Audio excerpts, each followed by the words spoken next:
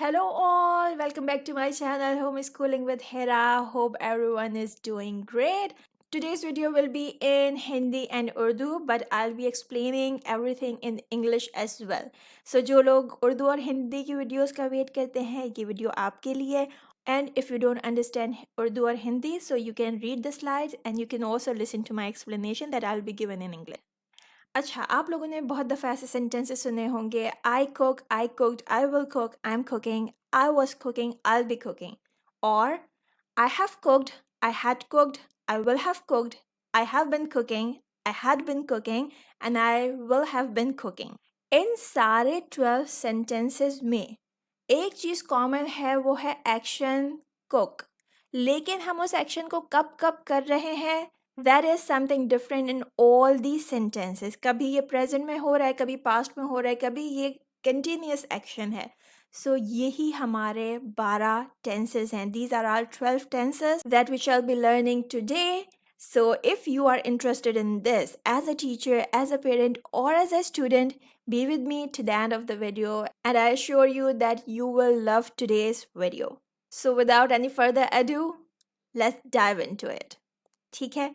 तो आज हम इंग्लिश के 12 टेंसेस करेंगे और डिस्क्रिप्शन बॉक्स में मैंने आपको एक लिंक भी दिया हुआ है जहाँ से आप इस लेसन की समरी ले सकते हैं. ठीक है. Let's get started with the first tense. ये सिंपल टेंस या इंडेफिनिट टेंस है. ठीक है. इंडेफिनिट टेंस में प्रेजेंट, पास्ट और फ्यूचर तीनों को देखेंगे. सबसे पहले आता है प्रेजेंट सिंपल और प्रेजेंट इंडेफिनिट टेंस. दोनों का मतलब सेम ही होता है. ठीक है. अच्छा, जैसे इसके नाम से ही पता चल रहा है कि ये प्रेजेंट टेंस है, यानी कि अभी जो टाइम है ये उसके बारे में बात करता है. लेकिन इसके अलावा भी इसके यूजेस हैं. जो सबसे ज़्यादा यूज़ होता है प्रेजेंट सिंपल, वो होता है रिपीटेड एक्शंस के लिए. रिपीटेड एक्शन का क्या मतलब होता है? ऐसा काम जो हर दिन करते हैं, हर महीने करते हैं, साल में 1 दफ़ा, साल में 2 दफ़ा, हफ्ते में 4 दफ़ा. रिपीटेड एक्शन कोई भी काम जो हम लगातार करते हैं, कभी कभी करते हैं, लेकिन एक स्पेसिफिक इंटरवल के बाद करते हैं, तो उसको हम प्रेजेंट सिंपल में बोलेंगे. जैसे मैं हफ्ते में 1 दफ़ा ग्रॉसरी करती हूँ, so this is a repeated action. I do grocery once in a week. ठीक. तो ये हमारा रिपीटेड एक्शन में आ जाएगा. रूटीन्स के बारे में भी हम प्रेजेंट सिंपल में बात करते हैं. डेली रूटीन, ऑफिस रूटीन या एक्सरसाइज रूटीन, कोई भी रूटीन आप किसी को बताएंगे, आप प्रेजेंट सिंपल यूज़ करेंगे. For example, I cook daily और आई कुक ऑफन और I cook, I don't cook, जो भी है, ये मेरा रूटीन है. I am talking about my life. So for routines as well, आप सुबह उठते हैं, क्या करते हैं, कहाँ जाते हैं, वो सारी चीज़ें भी आप प्रेजेंट सिंपल टेंस यूज़ करते हुए बोलते हैं. हैबिट्स जो आपकी होती हैं, उन्हें भी बताने के लिए आप प्रेजेंट सिंपल यूज़ करते हैं. For example, I read stories, I read novels, I right essays, I right articles, something like this. ठीक है.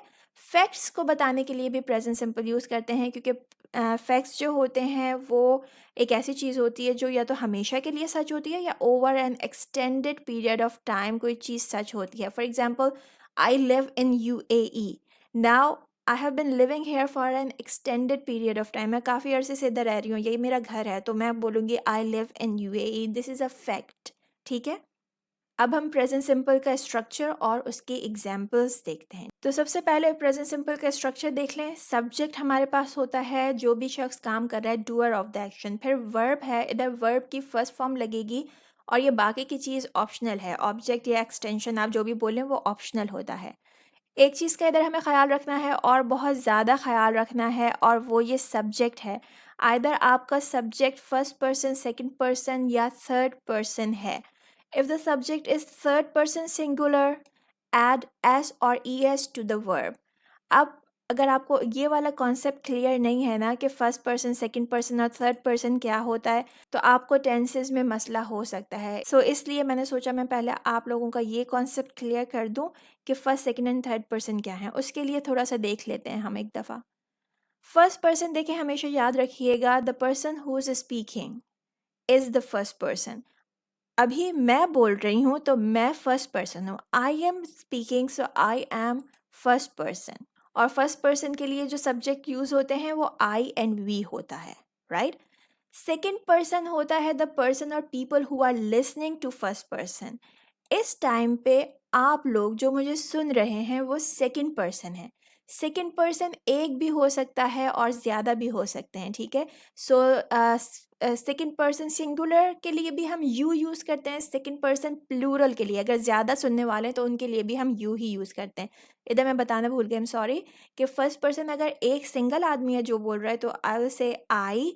अगर ज़्यादा लोग एक साथ बोल रहे हैं तो हम कहें we are saying this, we are doing this, तो वहाँ पे ये प्लूरल के लिए वी आएगा, ठीक। अब फर्स्ट पर्सन हो गया बोलने वाला, सेकंड पर्सन हो गया सुनने वाला, लेकिन एक थर्ड पर्सन भी होता है। थर्ड पर्सन क्या होता है? The person who is not taking part in the discussion और is someone else than the first and the second person. He could be he, she, it, they और any name. अब देखिए third person क्या है, ये दोनों खवातीन आपस में बात कर रही हैं किसी तीसरे बंदे के बारे में। So he is third person. इनमें से कोई एक फर्स्ट है, कोई सेकंड है, but this man is third person. Now they both are talking to each other. इनमें से कोई एक जो टॉक कर रहा होगा वो आई होगा, फर्स्ट पर्सन होगा, दूसरा यू होगा, सेकंड पर्सन होगा, और ये जिसके बारे में बात कर रहा है वो थर्ड पर्सन होगा। थर्ड पर्सन आपका कोई एनिमल भी हो सकता है, कोई चीज़ भी हो सकती है, आपका मोबाइल फ़ोन भी हो सकता है, एनीथिंग। तो थर्ड पर्सन सिंगुलर के लिए अगर वो मेल हो तो जो प्रोनाउन यूज़ होगा वो होगा ही, सब्जेक्ट प्रोनाउन ही होगा, ठीक है। अगर आपका थर्ड पर्सन सिंगुलर लड़की है तो आप उसके लिए शी यूज़ करेंगे, अगर वो कोई चीज़ है तो इट यूज़ करेंगे, और अगर वो ग्रुप ऑफ पीपल है तो आप दे यूज़ करेंगे। अगर वो कोई नाम भी हो like Ali, Ahmed, Jack, Michael, Sarah, Sana, एना, सो उन नामों के लिए भी ये नेम्स भी जो होते हैं ये थर्ड पर्सन में आते हैं। My mother, my father, my brother, ये सब भी थर्ड पर्सन है क्योंकि my father is a third person, ठीक। सो फर्स्ट, सेकेंड और थर्ड पर्सन का आई होप आपको कॉन्सेप्ट क्लियर हो गया होगा, क्योंकि इसको क्लियर करे बगैर हम आगे नहीं जा सकते थे। अब हम आगे चलते हैं दोबारा से प्रेजेंट इंडेफिनिट पे और देखते हैं कि यहाँ पे हमको क्या करना है, इसका स्ट्रक्चर कैसे बनता है। The structure of present simple is quite simple. Subject plus verb की फर्स्ट फॉर्म एस या ई एस लगेगा, और ऑब्जेक्ट और एक्सटेंशन अगर कुछ आगे है तो वो आ जाएगी। For example I drink, I subject है, ये वर्ब हो गया। I go to school, I work in a hospital, he speaks Spanish, the sun rises from the east and sets in the west, this is a fact, ठीक है। ये आपका fact हो गया। आई वर्क इन अ हॉस्पिटल, ये मेरा routine हो गया कि मैं काम करता हूँ उधर। I go to school, this is also routine, this is repeated action, मैं पानी पीती हूँ, मैं रोज़ पानी पीती हूँ, so this is my repeated action. So this is how you can use present simple. Done. अब इसके बाद जो नेक्स्ट चीज़ है वो प्रेजेंट सिंपल में नेगेटिव और इंट्रोगेटिव्स कैसे बनाते हैं वो हम देखेंगे। प्रेजेंट सिंपल का जो नेगेटिव का स्ट्रक्चर है वो इस तरह है कि सब्जेक्ट प्लस डू नॉट और does not, first form of verb, और ऑप्शनल है ऑब्जेक्ट। डज नॉट लगेगा थर्ड पर्सन सिंगुलर के साथ, ठीक है। I drink water, I don't drink water, she goes to school, she doesn't go to school, he works in a hospital, he doesn't work in a hospital, they speak Spanish, they do not speak Spanish, or they don't speak Spanish. Ali wakes up early, Ali doesn't wake up early. जब does लग जाएगा तो यहाँ से s या es हट जाएगा, ठीक है। एक चीज़ और याद रखिएगा, do not और does not की contracted forms भी होती हैं जो बहुत commonly use होती हैं। So these are the contracted form of do not, don't, and for does not it is doesn't. Does and apostrophe nt, doesn't। जो चीज़ आप ओमिट करेंगे, यहाँ से ओ को हटाया तो वहाँ पे कॉमा, वहाँ पे आपने अपॉस्ट्रॉफी लगा दिया। होप दिस इज क्लियर, और you can even take a screenshot of this. Now let's check out the structure for interrogatives. We need to bring do or does at the beginning. Do or does beginning में आ जाएगा, subject, verb की first form, object, और question mark is a must. I drink water, do I drink water? She goes to school, does she go to school? He works in a hospital, does he work in a hospital? They speak Spanish, do they speak Spanish? Ali wakes up early, does Ali wake up early? So this is how आप इन simple sentences को question बना सकते हैं। Just follow this structure, ठीक है। इसकी भी आप पिक्चर ले लें, and let's move on to past simple or past indefinite tense. When do we use it? We use past simple for any completed action in past. समझे आपने कोई काम कल शुरू किया और उसे कल ही ख़त्म कर दिया तो वो आपका काम कल कंप्लीट हो गया, इसके लिए आप past simple यूज़ करेंगे। पास्ट इवेंट्स क्रोनोलॉजिकल ऑर्डर का मतलब है आप कोई स्टोरी बता रहे हैं तो उसमें पहले क्या हुआ, सेकंड क्या हुआ, थर्ड क्या हुआ, तो ये जो आप सीक्वेंसिंग करेंगे किसी पास्ट इवेंट की वो भी जो है आप पास्ट सिंपल में करेंगे। और अगर आप पास्ट की कोई हैबिट या पास्ट का कोई स्टेट बता रहे हैं कि मैंने वहाँ 2 दिन स्टे किया, आई स्टेड देयर, और अगर आप अपने पास्ट की कोई हैबिट बता रहे हैं कि आप ऐसा किया करते थे या ऐसा होता था, तो उसके लिए भी आप पास्ट सिंपल या पास्ट इंडेफिनिट टेंस यूज करते हैं। अब इसके स्ट्रक्चर और एग्जांपल्स देख लेते हैं टू गेट मोर क्लैरिटी। अगर आपको पास्ट सिंपल का सेंटेंस लिखना है तो सबसे पहले सब्जेक्ट आएगा, डूअर ऑफ द एक्शन, फिर वर्ब एक्शन आएगा लेकिन उसकी सेकंड फॉर्म आएगी, और ऑब्जेक्ट और एक्सटेंशन जो भी आपके सेंटेंस की है वो ऑप्शनल है। ठीक है, this is the basic structure. Let's see some examples. I drank, she went to school, he worked in a hospital, they spoke Spanish, and the last is Ali woke up. Now let's see the negative of these sentences. Negative के लिए हमको past simple में did not लगाना होता है, ठीक है। और याद रखिएगा जैसे ही आप did not लगाएंगे आप verb की second form को first form में change कर देंगे, right? I drank water will be I did not drink water. यहाँ पे वर्ब की सेकंड फॉर्म है, डिड नॉट के बाद फर्स्ट फॉर्म आ गई, drank drink. She went to school, she did not go to school. He worked in a hospital, he did not work in a hospital. They spoke Spanish, they did not speak Spanish. Ali woke up early, Ali did not wake up early. ठीक है, so did लगाते ही verb की first form लगानी है, do take care of this thing. अब next हमारे पास इसकी इंटेरोगेटिव फॉर्म है, उसको देख लेते हैं।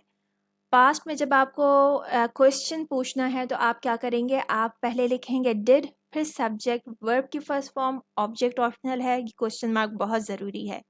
आई drank water, did I drink water. She went to school, did she go to school. He worked in a hospital, did he work in a hospital. They spoke Spanish, did they speak Spanish. Did जैसे ही आएगा verb की first form, don't forget it. Now let's move on to future indefinite और future simple tense. इसका use कब हम करते हैं? When we talk about something that will happen in future. वो अभी नहीं हुई but we know that this will happen, right? Structure future simple का बहुत simple है, इसमें आपको सिर्फ will और shall add करना होता है first form of verb के साथ। Shall सिर्फ I और we के साथ लगता है but usually we use will with everything, ठीक? अगर आप आई और वी के साथ भी विल यूज़ कर लेंगे so it's not a big deal. इसकी भी एग्जांपल्स देख लेते हैं। I shall drink water optional है, ऑब्जेक्ट लिखना। She will go to school, he will work in a hospital, they will speak Spanish, Ali will wake up early. Future simple का negative form देख लेते हैं। सब्जेक्ट के बाद विल नॉट और shall not आएगा, फर्स्ट फॉर्म ऑफ वर्ब आएगी, object again optional है। आई shall drink, I shall not drink. She will go to school, she will not go to school. He will work in a hospital, he won't work in a hospital. एक बात याद रखिएगा, will not बोलना थोड़ा artificial लगता है बोलने में, तो आप यहाँ पे बेहतर हो कि won't बोलें, इसकी कॉन्ट्रैक्टेड फॉर्म बोलें, right? So she won't go to school, he won't work in a hospital, they won't, not is missing, they won't speak Spanish, you won't be there. ठीक है, will not will turn into won't, इसकी contracted form है ये। You can take a screenshot if you want and let's move on. Now the interrogative form of future simple or future indefinite, you will bring will and shall to the beginning, first form of verb, object or extension optional, question mark is a must, right? I shall drink water, shall I drink water, बस ये शुरू में आ जाएगा will और shall. Will she go to school? Will he work in a hospital? Will they speak Spanish? Will you be there? Okay, so this is how you will make the questions for future simple or future indefinite tense. इसको use कब करते हैं? किसी भी future event के लिए, किसी भी future activity के लिए। अब हमारे पास second type of tenses हैं, that are continuous tenses.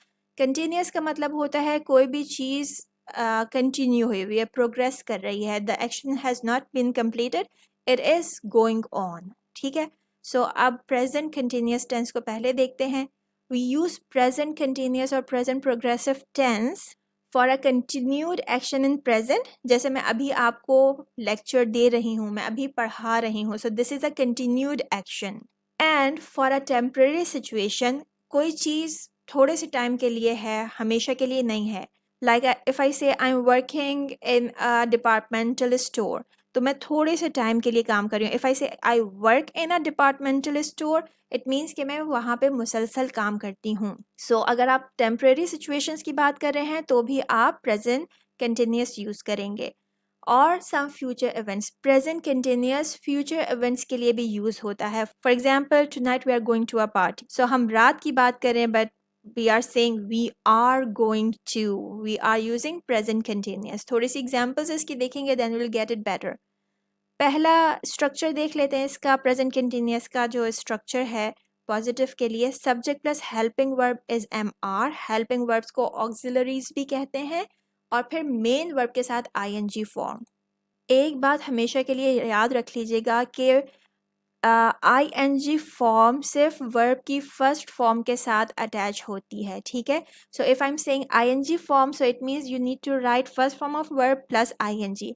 इसको हम प्रेजेंट पार्टिसिपल भी कहते हैं। Verb plus I N G form is also called present participle, ठीक है। तो कंटिन्यूस टेंस में कोई सा भी कंटिन्यूस हो, प्रेजेंट, पास्ट, फ्यूचर या परफेक्ट कंटिन्यूस टेंसेस भी, उसमें I N G form of verb use होगी। और आप इसे कभी भी इस तरह नहीं बना सकते कि आपने लिखा टेक की second form took and then ING लगा दिया, टुकिंग।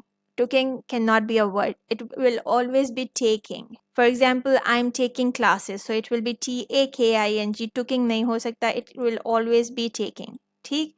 Hope you have got it. अब इसकी थोड़ी सी एग्जाम्पल्स देख लेते हैं। आई एम ड्रिंकिंग और आई एम ड्रिंकिंग वाटर, ये दोनों चीज़ें सेम है, ठीक है। शी इज़ लीविंग टुनाइट, वो आज रात जा रही है। We are talking about a future time but we are still using present continuous. He is working in a hospital, temporary situation है, अभी काम कर रहा है, थोड़े दिन में छोड़ देगा। They are speaking Spanish, we are going to the party tomorrow. Again future के लिए हमने प्रेजेंट कंटिन्यूअस यूज़ किया। सो आप प्रेजेंट कंटिन्यूअस अभी के किसी एक्शन के लिए भी कर सकते हैं, जैसे I am talking to you, और आप इसे फ्यूचर के लिए भी यूज़ कर सकते हैं, as well as for any temporary situation. Present continuous का नेगेटिव देख लेते हैं। इसका स्ट्रक्चर भी सिंपल है, आपको इज एम आर के बाद सिर्फ नॉट लगाना है। अगर सेंटेंस है I am drinking water, I am not drinking, she is not living tonight, he is not working in a hospital, it's not going to rain, and you are not going to the party. Interrogative देख लेते हैं। इसके अंदर helping verb शुरू में आ जाएगा question पूछने के लिए, सब्जेक्ट और फिर verb plus ING, question mark is a must. So I am drinking water will be am I drinking water, is she living tonight, is he working in the hospital, are they speaking French, are you going to the party. So just remember the structure and you are good to go, ठीक है। अच्छा, अब आ जाता है हमारे पास past continuous या पास्ट प्रोग्रेसिव टेंस। कब यूज़ करते हैं हम इसको? जब भी हम किसी पास्ट कंटिन्यूड एक्शन की बात कर रहे हो, कोई भी ऐसा काम जो पास्ट में कुछ टाइम पीरियड के लिए कंटिन्यूड हो, चलता रहा हो, या हम किसी स्टोरी या सेटिंग का बैकग्राउंड डिस्क्राइब कर रहे हो, ठीक है। सो एग्जाम्पल्स देखते हैं, ज़्यादा अच्छा समझ आएगा। इसका स्ट्रक्चर कुछ इस तरह बनता है, subject plus helping verb, auxiliary verb, past के वर्ब्स होते हैं वॉज वर्ब, प्रेजेंट के थे is am are, verb plus I N G form, ठीक है। Examples are I was drinking water, मैं पी रही थी पानी, ठीक है। मैंने कंप्लीट ख़त्म नहीं किया था पानी को, आई वॉज ड्रिंकिंग वाटर, पास्ट में पानी पी रही थी, ठीक है। शी वॉज ड्राइविंग होम, इसका मतलब है शी वो घर पहुंची नहीं थी, she was still driving. He was working in the hospital, वो अब काम नहीं कर रहा लेकिन वो पास्ट में कर रहा था, over a period of time, 2 महीने 3 महीने, he was working there. The stars were shining, ये आपका स्टोरी बैकग्राउंड या किसी भी सेटिंग को डिस्क्राइब करने के लिए स्टोरीज में इस तरह के सेंटेंसेस यूज होते हैं। We were going to the party, हम पार्टी में जा रहे थे। We are talking about past, we are not going any more. या ये ऐसा हो सकता है, जब तुमने मुझे कॉल किया तो हम पार्टी में जा रहे थे। और मैं ऐसे कह सकती हूँ, जब तुमने मुझे कॉल किया तो मैं ड्राइव कर रही थी, I was driving when you called me, right. तो पास्ट कंटिन्यूअस इस तरह से यूज किया जाएगा। Now let's check out past continuous negative. Simple structure है इसका भी, subject helping verb was were ही रहेगा, सिर्फ नॉट ऐड करना है, और verb plus ING. I was drinking water, I wasn't drinking water, she wasn't driving home. अच्छा, यहाँ पे मैंने वॉज नॉट लिखा हुआ है, just to keep it simple. लेकिन जब आप बोलेंगे ना, तो अगर ऐसे बोलेंगे ना, she was not driving home, तो बहुत ही अननेचुरल लगेगा। इसको किस तरह बोलते हैं? Wasn't. I wasn't drinking water, she wasn't driving home, he wasn't working in the hospital. अच्छा, ही शी इट आई, जो भी सिंगुलर प्रोनाउंस हैं उनके साथ आप वॉज लगाएंगे। I was, he was, she was, it was. लेकिन जैसे ही सेकंड पर्सन पे जाएगा या प्लूरल पे जाएगा, you were, they were, we all were, ठीक है, प्लूरल के साथ वर लगेगा। अब देखते हैं पास्ट कंटिन्यूअस का इंट्रोगेटिव फॉर्म, ठीक है। इसमें कुछ भी नहीं करना, सिर्फ आपको हेल्पिंग वर्ब शुरू में ले आना है, देन सब्जेक्ट और वर्ब की ING form. I was drinking water will be was I drinking water? Was she driving home? Was he working in a hospital? Were the stars shining and were we going to the party? बस was और were का ख्याल रखना है। Singular subjects के साथ was आएगा और प्लूरल के साथ were आएगा, राइट? अब देखते हैं फ्यूचर कंटिन्यूअस और फ्यूचर प्रोग्रेसिव टेंस यूज कब करते हैं हम इसको। किसी भी फ्यूचर कंटिन्यूड एक्शन के लिए, for a continued action in future, या फिर for an action that will happen in the course of events because it is the part of a plan और part of the schedule of future events. इसका क्या मतलब हुआ, इसको समझ लें थोड़ा। फॉर एग्जाम्पल, कोई आपके पास पार्टी चल रही है और उसके बीच में कोई और इवेंट भी है, लाइक पार्टी के अंदर डिनर है, तो उस डिनर को बताने के लिए हम फ्यूचर प्रोग्रेसिव या फ्यूचर कंटिन्यूअस टेंस यूज करेंगे। इसकी एग्जाम्पल देखते हैं, it will be more clear then. Future continuous बनाने के लिए हमें सब्जेक्ट चाहिए, विल बी लगाएंगे और verb plus ING form is must in continuous tense, right? So it will be, I'll be sleeping at 9, so don't call me. Here we are talking about some future thing कि 9 बजे मैं सो रही होंगी। She will be leaving tonight, वो आज रात जा रही होगी। और the dinner will be starting at 8 o'clock। अब यहाँ पे आप देखें, किसी भी फ्यूचर इवेंट के बीच का कोई और इवेंट लाइक डिनर किसी भी पार्टी का हिस्सा होता है, तो हम इसे ऐसे बोल सकते हैं that the dinner will be starting at 8 o'clock, right? अब हम देख लेते हैं, हमारे पास जो नेक्स्ट टेंस है वो फ्यूचर कंटिन्यूअस का नेगेटिव है। इसका स्ट्रक्चर क्या होगा? Subject plus will not be, verb plus ING form. Object या एक्सटेंशन ऑप्शनल है। I will not be sleeping at night, so you can call me. She will not be leaving tonight. The dinner will not be starting at 8 o'clock. Will not be की जगह आप won't be use कर सकते हैं। won't, will not की contracted form है और इसको use करना ज़्यादा अच्छा होता है, especially in speaking, right? So I will not be sleeping will sound better if you say I won't be sleeping at 9, right? So try using this when you are speaking these sentences. और अगर आप इसे लिखने में use करेंगे तो भी बहुत अच्छा है। नेक्स्ट है हमारे पास फ्यूचर कंटिन्यूअस टेंस का इंट्रोगेटिव फॉर्म। सो क्वेश्चन बनाने के लिए हमें हेल्पिंग वर्ब स्टार्टिंग में चाहिए होता है। So it will be will, subject be, verb plus ING और question mark. Will I be sleeping at night? Will she be leaving tonight?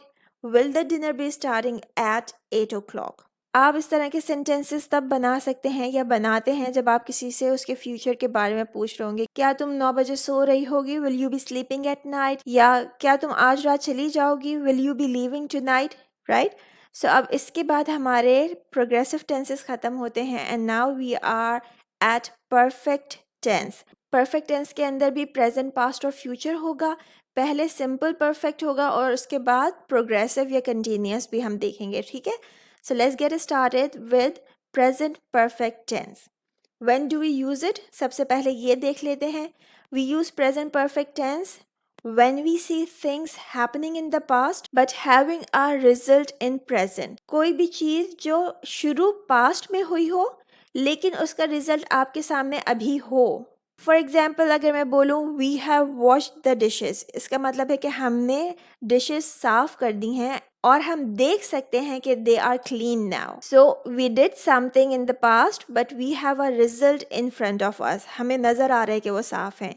They have learned the words, उन्होंने words याद कर लिए हैं। अब ये एक्शन पास्ट में हुआ था लेकिन इसका रिजल्ट ये है कि now they know these words, if I give them dictation they will write them, ठीक है। तो प्रेजेंट परफेक्ट यूज किया जाता है ऐसी सिचुएशंस में जहाँ पे आपने कोई एक्शन पास्ट में किया हो लेकिन आपके सामने उसका रिजल्ट मौजूद हो। इसके हम कुछ और भी एग्जांपल्स देखते हैं और इसका स्ट्रक्चर देखते हैं इसको अच्छे से समझने के लिए, right. Structure of present perfect tense is subject plus helping verb. Helping verb यहाँ पे हैज और हैव है, थर्ड फॉर्म ऑफ वर्ब और एक्सटेंशन के। अच्छा, एक चीज लाजमी याद रखिएगा कि परफेक्ट टेंस कोई सा भी परफेक्ट हो, प्रेजेंट पास्ट या फ्यूचर, उसके अंदर वर्ब की हमेशा थर्ड फॉर्म लगेगी, राइट। लेकिन फिर हम पहचानेंगे कैसे कि ये प्रेजेंट है, पास्ट है या फ्यूचर है? वो हम पहचानेंगे इस हेल्पिंग वर्ब से। अगर आपका हेल्पिंग वर्ब हैज या हैव है थर्ड फॉर्म के साथ तो ये आपका प्रेजेंट परफेक्ट टेंस है। पास्ट का हेल्पिंग वर्ब हैड होता है और फ्यूचर का विल हैव होता है, वो अभी हम आगे देखते हैं। फिलहाल इतना याद रखिए कि हैज़ और हैव और थर्ड फॉर्म अगर किसी सेंटेंस में नजर आएगी तो वो प्रेजेंट परफेक्ट टेंस का सेंटेंस है। अब ये कैसे डिसाइड होगा कि हैज़ या हैव लिखें? उसके लिए सब्जेक्ट को देखना है। अगर आपका सब्जेक्ट थर्ड पर्सन सिंगुलर है तो आप हैज़ लिखेंगे, अदरवाइज आप हैव लिखेंगे। इसकी कुछ एग्जांपल्स देख लेते हैं। द प्लेन हैज़ लैंडेड, इसका मतलब है कि आपको नजर आ रहा है कि वो उतर गया है। इससे पहले क्या हो रहा था, प्लेन जो है वो हवा में था। Now you can see that it has landed. So has और थर्ड फॉर्म है, ये आपका प्रेजेंट परफेक्ट टेंस है। She has left earlier, has left, has लगा है, थर्ड फॉर्म आपका प्रेजेंट परफेक्ट है। और आप इसे यूज़ क्यों कर रहे हैं? Because you can see that she is not here और somebody is informing you that she is not here, she has left, वो पहले ही जा चुकी है। I have been to America, ये बहुत ही इम्पॉर्टेंट एक सेंटेंस है। जब आप कहीं जाते हैं और उसके बाद वहाँ से वापस भी आ जाते हैं तो आप ये नहीं बोलते that I went to America या I went to Delhi, I went to the UK. आप बोलते हैं आई have been there.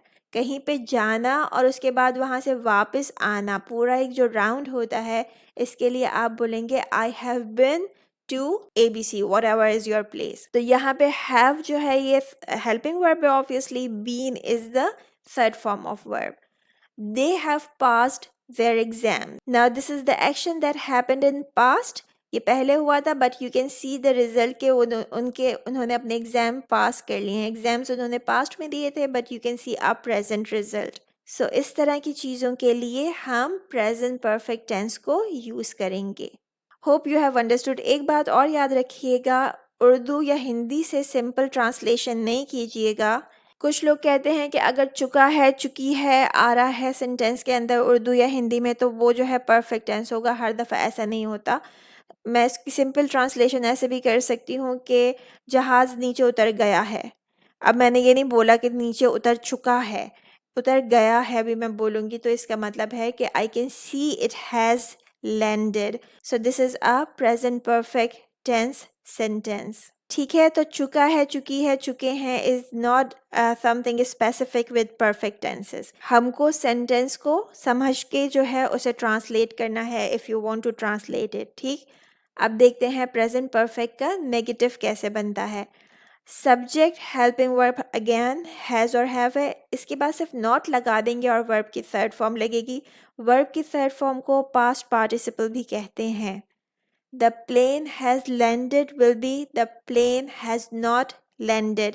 I have not been to America, they have not passed their test। खाली have और has के बाद हमने not लगा दिया। Everything else is same। अब इसका इंट्रोगेटिव देख लेते हैं। हेल्पिंग वर्ब स्टार्टिंग में आ जाएगा जो कि हैज़ और हैव है, सब्जेक्ट प्लस वर्ब की third form question mark. For example, the plane has landed will be has the plane landed, has she left earlier, have I been to America and have they passed their test. इन sentences को उर्दू या हिंदी में अगर मैं बोलूँ तो they will be, क्या plane उतर गया है या क्या उतर चुका है, क्या वो जा चुकी है, क्या तुम कभी अमेरिका गए हो, क्या उन्होंने टेस्ट पास कर लिया है। अब आपने मेरे मुंह से सुना होगा कि मैं चुका चुकी कम ही बोल रही हूँ, बट स्टिल मैं इसको प्रेजेंट परफेक्ट में ही ट्रांसलेट करूंगी, राइट। अब हम देखते हैं past perfect tense. Past perfect के यूज क्या है? We use past perfect tense to talk about the past of the recent past. बहुत ही इंटरेस्टिंग है ये, इसको जरा समझ लीजिए। समझे, आज मंडे है, राइट? सो मंडे का पास्ट क्या होगा? That will be Sunday. But if we are talking about the past of Sunday, so वो क्या होगा? सैटरडे। तो ये जो सैटरडे वाले दिन काम हुआ है ना, this is past perfect. Monday is present, ठीक, संडे इज पास्ट, और Saturday is the past of the past. So this Saturday work is past perfect. Past का भी जो पास्ट होता है ना, उसको बोलते हैं past perfect. In simple words, आपने पास्ट का एक सेंटेंस बनाया, लेकिन आपको बताना है कि आपने इस काम से पहले कोई और काम किया था, तो ये वाला जो सेंटेंस होगा ये आपका पास्ट परफेक्ट होगा। इसका स्ट्रक्चर देखें और इसकी एग्जांपल्स आपको बहुत अच्छे से समझ आ जाएगा। When I woke up, he had already left. जब मैं उठा, ये पास्ट है, when I woke up, he had already left. वो पहले ही जा चुका था। The man looked familiar. वो शख्स जाना पहचाना लगता था। I had seen him somewhere before. मैंने उसे पहले भी कहीं देखा है। तो ये वाला जो एक्शन है ये रीसेंट पास्ट है, लेकिन ये वाला जो एक्शन है पहले भी कभी, यानी इधर देखने से पहले भी देखा है, तो दिस इज पास्ट परफेक्ट। इसका स्ट्रक्चर देखें, subject plus helping verb past perfect का हेड होता है, कोई भी सब्जेक्ट हो। वर्ब की थर्ड फॉर्म लगती है जिसको हम पास्ट पार्टिसिपल कहते हैं, और एक्सटेंशन ऑप्शनल है। इन सेंटेंसेस को थोड़ा सा देख लेते हैं। I was pleased to see Anna again yesterday. Pleased to see Anna again yesterday. This is simple past. I had seen her after ages. और फिर आप बता रहे हैं कि आपने उसको बहुत अरसे बाद देखा था. So you will say I had seen her after ages. ठीक है? The park looked awful. Simple past. हम recent past की बात कर रहे हैं. People had left litter everywhere. Had left, helping verb is had, third form of verb. तो बता रहे हैं क्यों awful लग रहा था, क्योंकि लोगों ने वहाँ पे बहुत ज़्यादा कचरा छोड़ा था। तो कचरा छोड़ने का action is past of the past, और इसकी वजह से क्या हुआ, वो awful लग रहा था। सो this is the recent past. They had already left. वो पहले ही जा चुके थे। When I reached there, जब मैं वहाँ पहुँचा, so this is the recent past. लेकिन उससे पहले एक और एक्शन हो चुका था, वो पहले ही जा चुके थे, so this is past of the past. इसलिए ये past perfect हो जाएगा। They had already left, right? Hope you have got this. अगर कुछ नहीं समझ आ रहा तो कमेंट्स बॉक्स में प्लीज़ लिखिएगा, मैं इसको एक्सप्लेन कर दूंगी दोबारा। नेक्स्ट है पास्ट परफेक्ट का negative. Subject helping verb had ही रहेगा, सिर्फ नॉट ऐड करना है, और पास्ट पार्टिसिपल यानी थर्ड फॉर्म ऑफ वर्ब आएगी। I was pleased to see Anna again yesterday. I had not seen her for ages, right? The part did not look awful, ये simple past है। People had not left any letter anywhere, so ये इसका भी past है, इसलिए past perfect बना। They had not left when I reached there. So I reached simple past. They had not left is past perfect, क्योंकि ये इससे पहले का एक्शन बता रहे हैं। अब इसका इंट्रोगेटिव देखते हैं। हेल्पिंग वर्ब बिगिनिंग में आ जाएगा, सब्जेक्ट पास्ट पार्टिसिपल और third form of verb with a question mark. Your wallet was not there. Had you left it at home? Now your wallet was not there is simple past. अब आप इससे पहले की बात पूछ रहे हैं, had you left it at home, क्या तुम उसे घर पे छोड़ आए हो? Had people left any litter in the park, क्या लोगों ने पार्क में कचरा छोड़ा था? And then had they left when you reach there, क्या वो पहले ही जा चुके थे जब तुम वहां पहुंचे? So this is how we make questions in past perfect tense. अब हमारे पास आता है फ्यूचर परफेक्ट टेंस। यूज कब करते हैं इसे? We use future perfect tense for something that will be over in the future. मतलब क्या हुआ इस बात का? कोई भी ऐसा काम जो फ्यूचर में ख़त्म हो चुका होगा या कंप्लीट हो चुका होगा, उसको बताने के लिए हम फ्यूचर परफेक्ट यूज़ करते हैं। For example, we will have reached home by 8:30। अब 8:30 एक फ्यूचर टाइम है, राइट? और मैं कह रही हूँ कि हम 8:30 तक घर पहुँच चुके होंगे। We are talking about a future time और हम प्रिडिक्ट कर रहे हैं कि इतने बजे तक ये हो जाएगा, हम पहुँच जाएंगे, काम कंप्लीट हो जाएगा। So it's a completed action in future. Second example is I will have finished my assignment before the weekend.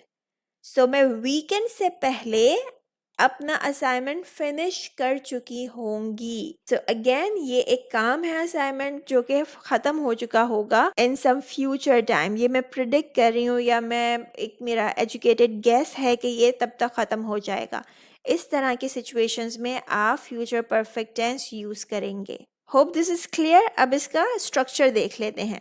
Future perfect tense बनाने के लिए सब्जेक्ट चाहिए, हेल्पिंग वर्ब चाहिए, थर्ड फॉर्म ऑफ वर्ब जिसको पास्ट पार्टिसिपल कहते हैं चाहिए, और एक्सटेंशन या ऑब्जेक्ट ऑप्शनल है। फ्यूचर परफेक्ट का हेल्पिंग वर्ब विल हैव होता है, ये याद रखने वाली बात है, right? Examples are the plane will have landed. Plane उतर चुका होगा। सपोज किसी की फ्लाइट है और उसके बारे में बात की जा रही है कि हम कब तक उतर जाएंगे। सो वी कैन से कि उस वक्त तक प्लेन उतर चुका होगा या उस वक्त तक हम उतर जाएंगे, राइट? अगर आप खाना पका रहे हैं और आप कहते हैं कि 1 घंटे में पक जाएगा या 1 घंटे तक पक जाएगा, it will have cooked in an hour. आप फ्यूचर की बात कर रहे हैं, आई will have achieved my goals before I am 30। तो अगेन विल हैव और थर्ड फॉर्म ऑफ वर्ब आ रही है, हम किसी फ्यूचर टाइम के बारे में बात कर रहे हैं। Then they will have arrived at the airport at 9 PM। मतलब कि वो 9 बजे तक एयरपोर्ट आ चुके होंगे। अब हम फ्यूचर परफेक्ट का नेगेटिव देख लेते हैं। सिर्फ आपको नॉट ऐड करना है। विल नॉट हैव बोले या वोंट हैव बोले। वोंट हैव कहना ज़्यादा अच्छा है। And then past participle form of verb. The plane will not have landed. Plane उतरा नहीं होगा। It will not have cooked in an hour. ये 1 घंटे में नहीं पकेगा. I won't have achieved my goals before I'm 30. They won't have arrived at the airport at 9. वो 9 बजे तक वहाँ पे नहीं पहुँचे होंगे. Now future perfect tense का interrogative देखते हैं. Will, subject, have, third form of verb and question mark. Will the plane have landed? Will I have cooked in an hour?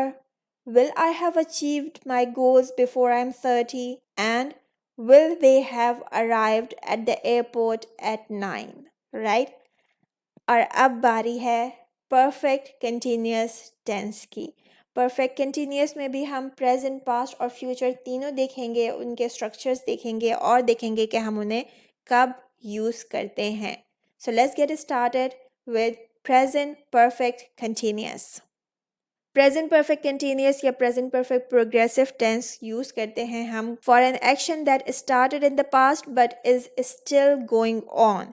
कोई भी एक्शन जो पास्ट में स्टार्ट हुआ है लेकिन अभी तक चल रहा है। जैसे कि मैं ये वीडियो पिछले 2 दिन से बना रही हूँ एंड दिस इज ट्रू। मुझे इस वीडियो में 2 दिन से भी ज़्यादा टाइम लगा है बनाने में। तो अगर मैं इसे इंग्लिश में बोलूँगी तो मैं बोलूँगी I have been working on this video for 2 days। ठीक है, तो मैं 2 दिन से कर रही हूँ और अभी तक कर रही हूँ इस पे काम। और इसका सेकेंड यूज है for an action over a period of time that has just ended. बस अभी अभी खत्म हुआ है, आप देख सकते हैं उसका रिजल्ट। ठीक है, सो इसको समझने के लिए जल्दी से 2 एग्जांपल्स देख लेते हैं। She has been cleaning the room for 20 minutes. उसने 20 मिनट्स पहले शुरू किया थे काम, पर वो अभी तक कर रही है, तो हम इसको कहेंगे पास्ट में शुरू किया but still going on. It's present perfect continuous. I have been swimming. That's why my hair is wet. Now, swimming के बाद आपके बाल गीले होते हैं, तो अगर कोई आपसे पूछे, so you can say I have been swimming. इसका मतलब है कि मैं swim कर रहा था और मैंने अभी just ख़त्म किया है, मैं अभी पानी से बाहर आया हूँ, इसलिए मेरे बाल गीले नज़र आ रहे हैं, right? इसका स्ट्रक्चर देखते हैं। अच्छा, परफेक्ट टेंस के लिए बहुत इंपॉर्टेंट चीज़ है इसका हेल्पिंग वर्ब। यहाँ पे हेल्पिंग वर्ब परफेक्ट में क्योंकि हैज़ और हैव होता है तो वो तो हमने ऐसे ही लिखा है, लेकिन परफेक्ट टेंस में हमको थर्ड फॉर्म ऑफ वर्ब लाजमी चाहिए होती है, तो हमने इधर बीन ऐड कर दिया है। Been is the third form of be verb. क्यों हमने ये किया, हम इधर क्यों नहीं थर्ड फॉर्म यूज कर रहे, क्योंकि you know that continuous tense के अंदर हमको प्रेजेंट पार्टिसिपल फॉर्म चाहिए जो कि आईएनजी फॉर्म है और जो सिर्फ बनती है फर्स्ट फॉर्म ऑफ वर्ब के साथ। ठीक है, सो इसलिए हैज़ बीन और हैड बीन जो है हमारा हेल्पिंग वर्ब है और वर्ब की आईएनजी फॉर्म लग जाएगी इधर, तो हमारा जो परफेक्ट टेंस की कंडीशन है थर्ड फॉर्म वो भी क्लियर सेटिस्फाई हो जाएगी और कंटिन्यूअस टेंस की जो कंडीशन है आईएनजी फॉर्म वो भी सेटिस्फाई हो जाएगी, राइट। अब हम इसकी एग्जांपल्स देखते हैं कि सेंटेंसेस बनाने कैसे हैं। So, you have been watching TV since morning. तुम सुबह से टीवी देख रहे हो, सुबह से देख रहे हो और अभी तक देख रहे हो. So, this is a continued action from past to present. She has been working on this project for 3 weeks. वो 3 हफ्ते से इस प्रोजेक्ट पे काम कर रही है. It has been raining since last night. कल रात से बारिश हो रही है. कल रात ये शुरू हुआ था and it's still going on. तो present perfect continuous, ठीक है. We have been waiting for you for an hour. हम 1 घंटे से तुम्हारा वेट कर रहे हैं. 1 घंटे पहले वेट करने स्टार्ट किया था, पास्ट में स्टार्ट किया था और स्टिल हम वो काम कर रहे हैं. तो this is present perfect continuous. यहाँ पे एक चीज़ आपको देखने को मिलेगी, सिंस और फॉर का इस्तेमाल. जब भी हम किसी स्पेसिफिक टाइम पीरियड की बात करेंगे, since morning, since last night या since 1907, since Monday, since Tuesday, right. जब भी स्पेसिफिक टाइम पीरियड होगा तो आप सिंस के बाद उसे लिखेंगे और अगर ड्यूरेशन है कोई for 3 weeks, for 2 days, for a couple of month, right, so हम उसके लिए फॉर यूज़ करते हैं, फॉर 2 वीक्स, फॉर 3 डेज, इस तरह करके. तो इसको याद रखिएगा, प्रेजेंट परफेक्ट टेंस में सिंस और फॉर का यूज़ होता है यूजली कि कब से आप कर रहे हैं. So it's a useful thing to remember, right. Hope you have got it. So now let's move on to see the negative of present perfect continuous. Present perfect continuous के नेगेटिव में क्या है, हैज़, हैव नॉट, बीन और verb की ING form लगेगी. For example, you have not been watching TV since morning. She has not been working on this project for 3 weeks. It has not been raining since last night and we have not been waiting for you for an hour. एक चीज़ का फिर से ध्यान रखना है, have not और has not की contracted form होती है haven't और hasn't. So it's better to say it like this. You haven't been watching TV since morning. She hasn't been working on this project for 3 weeks. It hasn't been. We haven't been. ठीक है, बोलने के लिए इसकी practice करें, it will give you more natural look. ठीक, next आ जाता है structure of present perfect continuous का. इंट्रोगेटिव का हैज हैव शुरू में आ जाएगा, सब्जेक्ट के बाद बीन लगेगा, वर्ब की ING form, question mark. Have you been watching TV since morning? Has she been working on this project for 3 weeks? Has it been raining since last night? Have we been waiting for you for an hour? So इन सारे sentences में past में action शुरू हुआ but it is still going on in the present और हम question पूछ रहे हैं. So this is how you make it. अब आ जाती है बारी past perfect continuous tense की. हम इसको use करते हैं for an action that happened over a period of time in past. अब इसका क्या मतलब हुआ, सबसे पहले आपको past perfect का मतलब पता है कि ये past of the past है, ठीक है. अब past of the past जो है इसके अंदर अगर कोई continuous action हो रहा था तो उसको बताने के लिए भी तो कोई tense होना चाहिए. उसको बताने के लिए हमारे पास है past perfect tense. For example, she looked upset. ठीक है, वो upset दिख रही थी. I thought she had been crying. मुझे लगता है कि वो रोती रही थी, राइट. सो यहाँ पे हम बात कर रहे हैं कि अपसेट लगने से पहले क्या हुआ होगा. They had been digging in the ground for ages. वो बहुत अरसे से ज़मीन खोद रहे थे.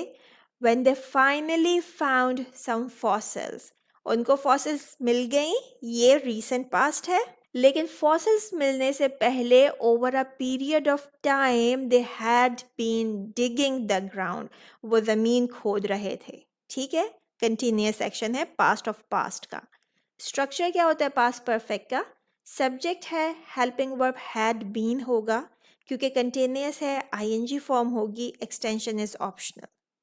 He had been trying so hard before he gave up. Scientists had been researching this project since 1908. 1908 से इस प्रोजेक्ट पर रिसर्च कर रहे थे. हो सकता है कि अब उनको कोई चीज़ क्लू मिल गया हो. Next is Ricky felt tired because she had been working all night. Felt tired is past action, लेकिन उससे पहले क्या हो रहा था? उससे पहले ये चीज़ कंटिन्यू थी. She had been working all night. So this was a continuous action before she felt tired. He crashed his car into the pole because he had been driving fast. So crashed his car into pole, recent past है. उससे पहले क्या हो रहा था? उससे पहले वो तेज गाड़ी चला रहा था. He was in the middle of the action. वो चला रहा था. So this is how we make and use past perfect continuous tense. Next इसमें आ जाएगा past perfect continuous का negative. Subject had not been verb की ing form. For example, he had not been trying so hard before he gave up. Had not been can be, hadn't been. He hadn't been trying so hard before he gave up. Scientists hadn't been researching this project since 1908. Ricky was not tired. He hadn't been working all night. He didn't crash his car into the pole because he hadn't been driving fast. So आपको क्या करना है? Simply not add करना है had और been के बीच में negative past perfect continuous बनाने के लिए. Interrogative देख लेते हैं past perfect continuous का. Had शुरू में आ जाएगा. Subject been verb की ing form और question mark. Had he been trying hard before he gave up? Had scientists been researching this project? He crashed his car into a pole. Had he been driving fast? Hope you have got this tense as well. Now we are towards the end of the video and we are here with future perfect continuous. Future perfect continuous कब use करते हैं? Actions के लिए that will continue up until a point in the future. यानी कि we will have been finishing our preparations tonight. हम आज रात तक अपनी प्रिपरेशंस कंप्लीट कर लेंगे. हम किसी काम को फ्यूचर में ख़त्म करने की बात कर रहे हैं but the work has already started. We will have been finishing our preparations tonight. In December I will have been working at my school for 3 years. जब दिसंबर आएगा तो मैं अपने स्कूल के लिए 3 साल काम कर चुकी होंगी. It means that I am still working for my school और दिसंबर तक 3 साल हो जाएंगे. So I will have been working at my school for 3 years. Now it's time to see the structure of future perfect continuous. Subject आएगा सबसे पहले, then helping verb will have been आएगा, ing form of verb, extension is optional. We will have been moving to England next week. Our future generations will have been learning robotics in school. When I turn 50, I will have been still teaching. ठीक है? So we are talking about future और उस वक्त क्या काम हो रहे होंगे. हम फ्यूचर परफेक्ट कंटिन्यूअस को बहुत कॉमनली यूज़ नहीं करते लेकिन एटलीस्ट पता होना चाहिए कि how to make the sentences in future perfect continuous. Future perfect continuous का अगर नेगेटिव बनाना है तो simply go for will not have been. For example, we will not have been moving to England next week or we won't have been moving to England next week. Our future generations won't have been learning robotics in school. When I turn 50, I won't have been still teaching. Future perfect continuous का negative will be will शुरू में आ जाएगा, subject then have been, verb की ing form, question mark. Will we have been moving to England next week? Will our future generations have been learning robotics in schools? When I turn 50, will I have been still teaching? And with this, we are done with our 12 tenses. अब एक quick recap ले लेते हैं indefinite tense से लेके perfect continuous tense का. और ये चार्ट बहुत ही अच्छा तरीका है अपना सारे tenses को रिवाइज करने का. Let's start with present indefinite. I walk, I don't walk, do I walk? Past indefinite, I walked, I didn't walk, did I walk? Future indefinite, I shall walk, I shall not walk, shall I walk? Now we have continuous. Present continuous, I'm walking, I'm not walking. Am I walking? Past continuous. I was walking. I wasn't walking. Was I walking? Future continuous. I'll be walking. I won't be walking. Will I be walking? Perfect tense. Present perfect. I have walked. I haven't walked. Have I walked? Past perfect. I had walked. I hadn't walked. Had I walked? Future perfect. I will have walked. I won't have walked. Will I have walked? Perfect continuous tense. Present perfect continuous. I have been walking. I haven't been walking. Have I been walking? Past perfect continuous. I had been walking.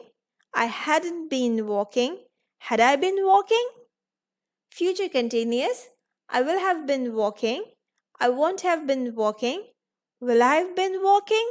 And with this is the end of our today's video. I hope you have got something useful from it. You can download the PDF summary of this lesson from the description box. If you have got anything useful from this video, so please hit the like button, share it with your friends and family. And if haven't subscribed yet, please subscribe to the channel as well. I'll see you soon with something new. Take care. Bye for now. And don't forget to make it a great day. Bye.